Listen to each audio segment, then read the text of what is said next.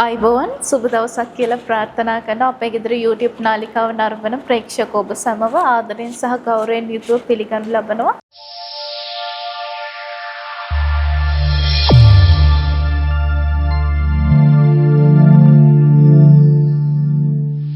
අද අපි හැමදාමත් වගේ අපේ ගෙදර YouTube නාලිකාවෙන් අපි කතා බහ කරේ ඔබේ භූමිය, ඔබේ නිවස සම්බන්ධව වාස්තු විද්‍යා කාරණා සම්බන්ධයෙන්. අදත් අපි කතා බහ කරන්න සූදානම් වෙන්නේ එවැනිම කාරණාවක් සම්බන්ධයෙන්. ඔබේ ගෙදර ප්‍රධානම අංගයක් තමයි මුළුතැන්ගේ කියලා කියන්නේ. අද අපි කතා බහ කරන්නේ කොහොමද ඔබ මුළුතැන්ගේ සකසා ගන්න ඕනේ, කොයි දිශාවටද ඔබේ මුළුතැන්ගේ සකසා ගත යුත්තේ සහ මුළුතැන්ගේ උපකරණ ඔබ ඇසිරිය යුත්තේ කොයි ආකාරයටද කියන කාරණා සම්බන්ධයෙන් තමයි කතා බහ කරන්න සූදානම් වෙන්නේ.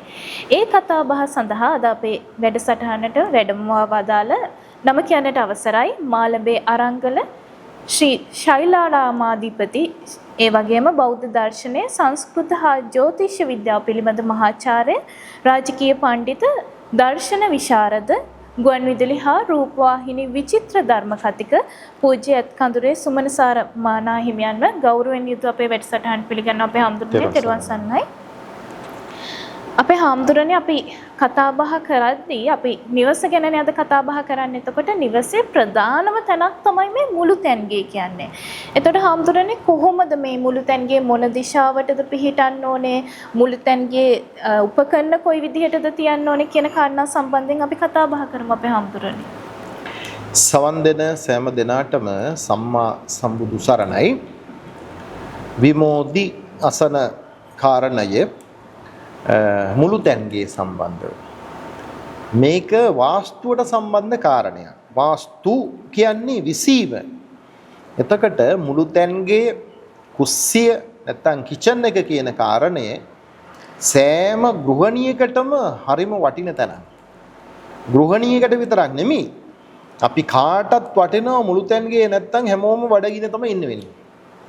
සබ්බේ සත්තා ආහාරට්ඨිතිකා බුදුරජාණන් වහන්සේ දේශනා කරනවා මේ ලෝකේ ඉන්න සියලුම සත්වයෝ මිනිස්සු විතරක් නෙමෙයි ආහාරයෙන් තමයි ජීවිතය අරන්නේ. හැබැයි ඔය ආහාරය කියනකොට බුද්ධ දේශනාව තුළ ආහාර වර්ග 4ක් පෙන්ලා තියෙනවා. ධර්මයට අනුව කබලින්ක ආහාර කැබලි කරලා උයලා කරලා කොටස් කරලා බෙදලා මේ එක එක විදිහට මලවල හරි මේ ගන්න ආහාර කැබලි කරලා අපි ඇතුළට ඇඟ ඇතුළට ගන්න ආහාර. ඊළඟ ආහාරය තමයි පස්සා ආහාර. පස්ස ආහාර, පස්සාහාර. ස්පර්ශ. ඒවා ගන්න අපි ඇහින් ගන්නවා.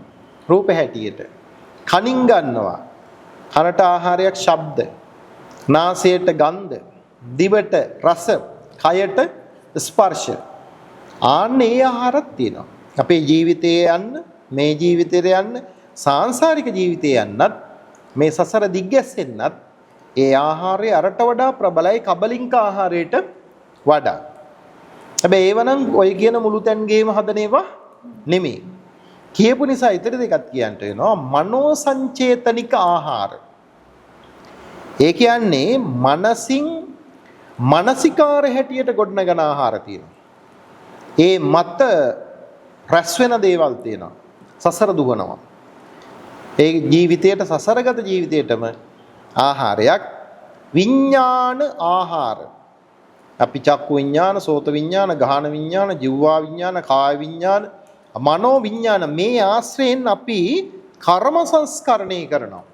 ඇති කල ඇත, නැති කල නැත. කර්ම ඇති කල භව ඇත, කර්ම නැති කල භව නැත. එතකොට මේ භවයට භවගාමී සත්වයාට කර්මය කියන්නේ එක්තරා විදිහක ආහාරයක්. මේ විදිහට කබලින්කාර ආහාර, ඒ වගේම පස්සා ආහාර, මනෝ සංචේතනික ආහාර සහ විඥාන ආහාර කියන මේ ආහාර වර්ග 4ක් තියෙනවා. එයින් කබලින්ක ආහාරය අපි හදන්නේ මුළුතැන්ගේ කුස්සියේ. මේ කුස්සිය විමෝදී වැරදුනොත් වරදිනවා. හරි ගියොත් හරියනවා. වාස්තු විද්‍යාවට අනුව අපිට මේ කුස්සිය හේවත් මුළුතැන්ගේ ඕන තැන්වල ස්ථානගත කරන්න බෑ. හැබැයි අද නම් සැලසුම් අඳින අය, ප්ලෑන් අඳින අය ලස්සනට ගිය සැලසුම් කරලා දුන්නා මිසක හරිම දේ හරිම තැන ස්ථානගත කළාද කියලා හිතන්නේ නෑ. ඒ නිසා ගොඩාක් අයට කෝටි ගණන් දීලා ගෙවල් හදනවා ආයි ලෙඩ රෝග කරදර බාධක ප්‍රශ්න ආරවුල් රැකියා නැතිවීම කර්මාන්ත කඩාවැටීම් මේවා සොයලා බලලා හේතු සොයාගන්න බැරුව gedara පිහිටීමවත් වාස්තුවත් වැරදිද කියලා සොයලා බලනකොට එක හේතුවක් වෙන්න පුළුවන්.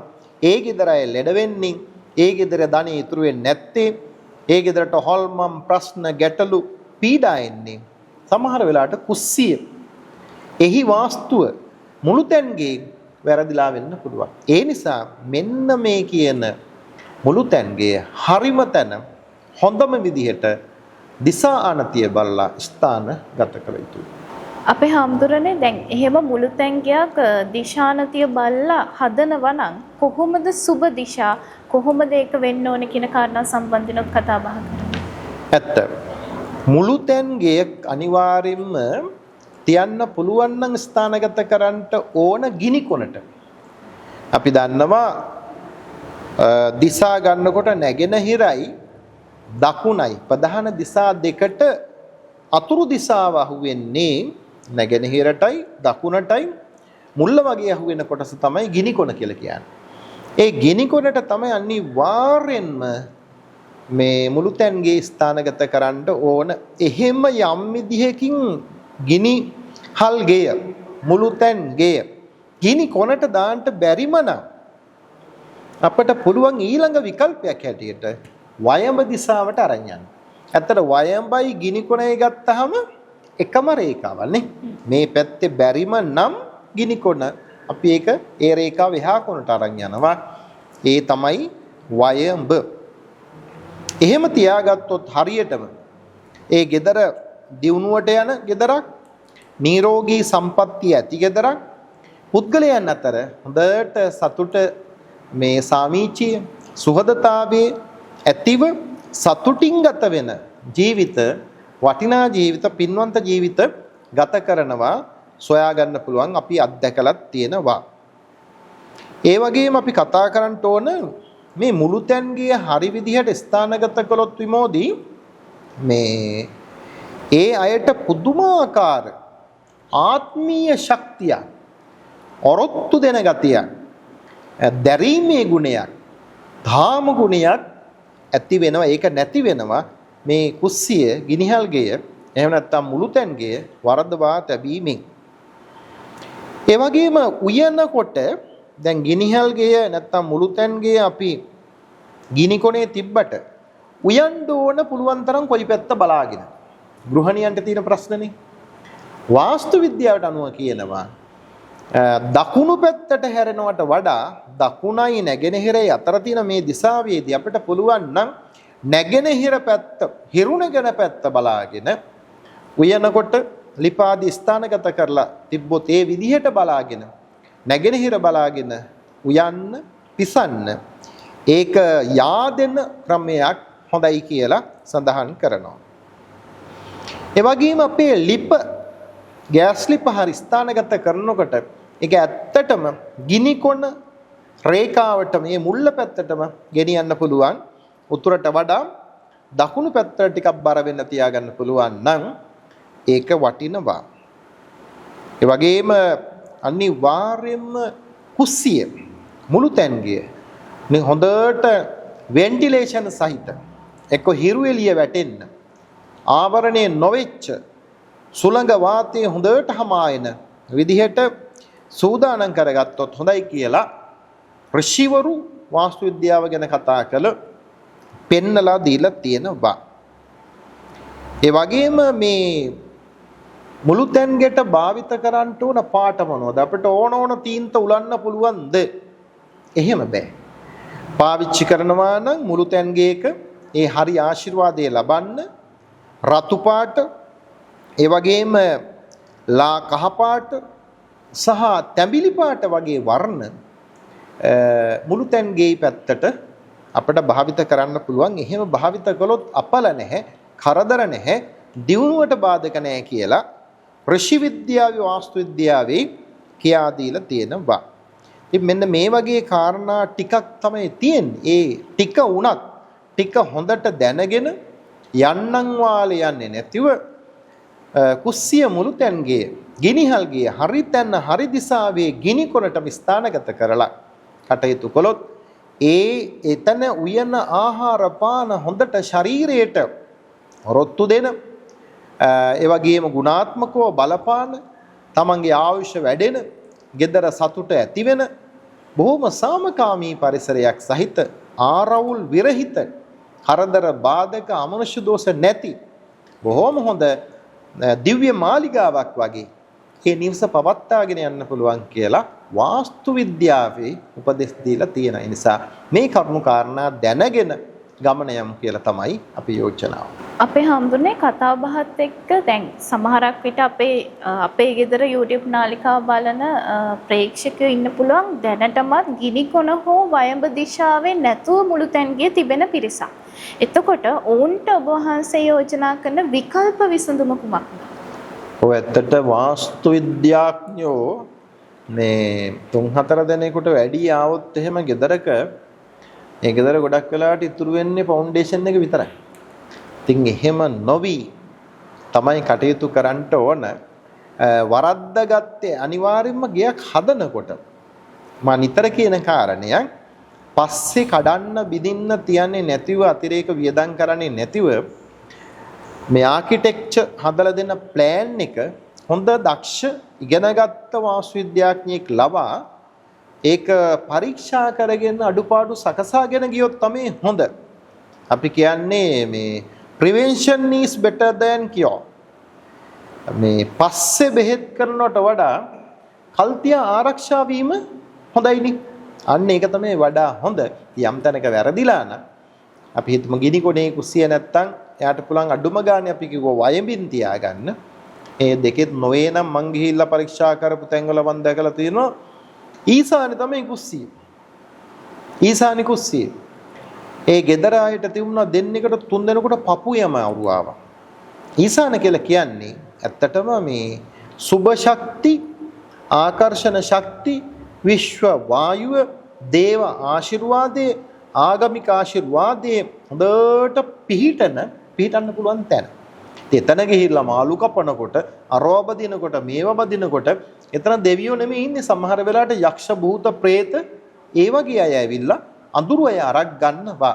ඒ නිසා මේක වරද්දාගන්නේ නැතුව ඇත්තටම කල්තියාම හරියට දැනගෙන ඒ කටයුතු සිද්ධ කරගත්තොත් හරිතන වාස්තුවට අනුකූලව මුළුතැන්ගේ ස්ථානගත කරගත්තොත් හොඳයි කියලා තමයි අපි කියන්නේ කැමති. අපේ හාමුදුරනේ බොහෝමයක් ගෙවල් වල කුස්සිය තමයි පිටුපස දොර තියෙන්නේ. එතකොට මේක කොයි දිශාවටද තියෙන්න ඕනේ? ඒ සම්බන්ධවත් කතා බහ කරමු.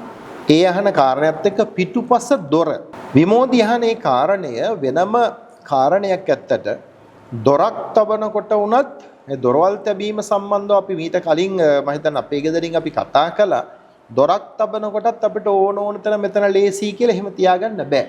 නන්දා, රික්තා, ජයා, ඡායා, භද්‍රා කියලා ප්‍රධාන වශයෙන් පහකට බෙදා ගන්න පුළුවන් එක පැත්තක්. ඒ තැන්වලදී නන්දා සතුටින් ඉන්න පුළුවන්. නන්දා කියලා වචනේම තියෙන නන්දන ස්මෘතිය, මෝදන ස්මෘතිය. එතකොට ඒ කොටසට පහකට සමාන ලෙස බෙදාගෙන නන්දා කියන තැන අපිට පුළුවන් දොරක් තියන්න. රික්තා කියන තැන තියන්න බෑ. ඒක නරකයි, අගුණයි. වාස්තුවත් එක්ක විශ්ව ශක්තියත් එක්ක ගැලපෙන්නේ නැහැ. නන්දා, රික්තා, ජයා කියන තැන ජය ලබන්න පුළුවන් ශක්තිය තියෙනවා. ඒ තුන්වෙනි කොටස. ඒක පුළුවන්. නන්දා, රික්තා, ජයා, ඡායා එතන බෑ. හතර වෙන්න බෑ. භද්‍රා කියන තැන බොහොම යහපත් කියලා කියන්නේ. අන්නේ ස්ථාන පහෙන් රික්තා සහ නන්දා, රික්තා, ජයා, ඡායා කියන ඡායා අතහැරලා ඕඩ පැත්තකින් අපිට පුළුවන් දොර තබා ගන්න. අවසාන වශයෙන් අපේ හාමුදුරනේ දැන් නවීන පන්නේ නිවාස ඉදි කරද්දී සාලෙට පේන්න තමයි මුළුතැන්ගේ හදන්නේ. අපි දකිනවා නවීන ගෙවල් වල සාලේ වාඩි වුණාම මුළුතැන්ගේ උයන පියන කටයුතු පේනවා. මේක හොඳ කාරණාවක්ද අපේ හඳුරන්නේ. ඔව් එතනදී ඇත්තටම අපි කතා කරන්න ඕන පහසුවක් නම් තියෙන සමහර අයට දැන් ගොඩක් අපි දැකලා තියෙනවා මේ සාලෙත් එක්කම තමයි යාබද වෙලා මුළුතැන්ගේ තියෙන්නේ. එහි ලොකු වැරද්දක් නැහැ. හැබැයි එහෙම තියන්න ගිහිල්ලා බලනකොට ඉස්සරහා ප්‍රධාන දොරටත් සාලෙත් පේනම සමහරට කුස්සියත් පේනවා. ඒ විතරක් නෙමෙයි අර කුස්සියේ දොරත් සමහර වෙලාවට ඉස්සරහා ඉඳලම පේන ගතියක් තියෙනවා. විශ්ව ශක්තියක් විශ්ව වායුවක් ගේ ඇතුළට හොඳ ධනාත්මක ශක්තියක් ගන්න පුළුවන් වෙන විදිහට තමයි ප්‍රධාන දොර වුණත් තියන්නේ. ඒ ප්‍රධාන දොරෙන් මේ විශ්ව ශක්තිය එනකොට ටිකක් ඒ ගේ ඇතුළේ විශ්ව ශක්තිය රඳවා ගන්නට පුළුවන්. එක එල්ලේම අර විදිහට ඇරලා තිබුණේ නැත්තම්. එතකොට දැන් ওই සාලේ කුස්සියයි මුළුතැන්ගේ ඔක්කොම එකට එක්කව කරලා තියෙනකොට පිටිපස්සේ දොරත් බැරි වෙලාවත් අර ඉස්සරහා දොරට පේන්න තිබුණොත් ඒක හොඳ තත්ත්වයක් නෙමෙයි. අර හොඳ ශක්තිය ගෙදර හිටින්නේ නෑ, ධනෙ හිටින්නේ නෑ, නිරෝගී භාවයේ හිටින්නේ නැහැ. ප්‍රශ්න ආරවුල් ඇති වෙන තත්ත්වයක්.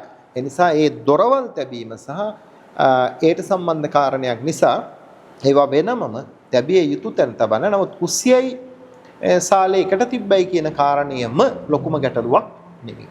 අපේ ගෙදර නාලිකාවෙන් අද අපි කතා බහ කරේ ඔබේ නිවසේ ප්‍රධානම අංගය වන මුළුතැන්ගේ කොහොමද පිහිටන්න ඕනේ, කුමන දිශාවටද පිහිටන්න ඕනේ, මුළුතැන්ගේ උපකරණ කොයි විදිහටද තබන්න ඕනේ කියන කාරණා සම්බන්ධයෙන්. ඒ කතා බහට ඒ සාකච්ඡාවට අද අපත් එක්ක එකතුනේ වැඩමවා වදාළ නම කියන්නට අවසරයි මාළඹේ ආරංකල ශ්‍රී ශෛලාරාමාධිපති, ඒ වගේම බෞද්ධ දර්ශනය, සංස්කෘත හා ජ්‍යොතිෂ විද්‍යාව පිළිබඳ මහාචාර්ය, රාජකීය පඬිත, දර්ශන විශාරද, ගුවන් විදුලි හා රූපවාහිනී විචිත්‍ර ධර්ම කතික පූජ්‍ය ඇත් කඳුරේ සුමන සාරනා හිමියන්ට ගෞරවපූර්වක පුණ්‍ය අනුමෝදනා සිදු කරන අපේ හඳුරන්නේ තෙරුවන් සරණයි. අපි හැමදාමත් අපේ ගෙදර YouTube නාලිකාවෙන් ඔබේ නිවස, ඔබේ භූමිය කොයි විදිහටද තියෙන්න ඕනේ, ඔබගේ සුබ දිශාවන් මොනවාද කියන කාරණා සම්බන්ධයෙන් තමයි කතා බහ කරන්නේ. අදත් ඒ වගේම සාකච්ඡාවක් තමයි අපි සිදු කරේ. නැවතත් මෙවැනිම සාකච්ඡාවකින් ඔබ හමු වීමට බලාපොරොත්තු වෙන අදට අපි ඔබෙන් සමුගන්නවා. ඔබට සුබ දවසක්.